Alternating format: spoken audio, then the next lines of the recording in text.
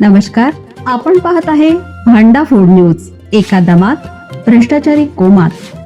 Social media, कर्जबाजारी, गुन्हेगारी, सट्टेबाजी, चोरी, मटका, जुगार, दारू, सावकारशाही, न्यायाच्या प्रतीक्षेत प्रशासन.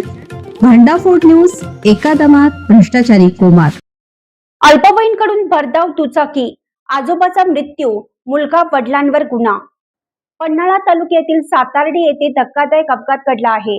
अल्पवयीन मुलाने भरधाव वेगात चालवलेल्या दुचाकीच्या धडकेत जखमी झालेल्या 70 वर्षीय वृद्धाचा उपचारादरम्यान मृत्यू झाला. या प्रकरणी मुलासह त्याच्या वडिलांवर गुन्हा दाखल करण्यात आला आहे. मृत आनंदा बापू नाईक हे सकाळी विहिरीकडे पायी जात असताना सातार्डे फाटा मार्गावर मागून आलेल्या भरधाव दुचाकीने त्यांना जोरदार धडक दिली. या अपघातात गंभीर जखमी झालेल्या नाईक यांना कोल्हापूरच्या CPR रुग्णालयात दाखल करण्यात आले. मात्र उपचार सुरू असताना त्यांचा मृत्यू झाला. या प्रकरणी पन्हाळा पोलीस ठाण्यात अल्पवयीन चालकासह त्याचे वडील दगडू हांडे यांच्यावर गुन्हा दाखल करण्यात आला आहे.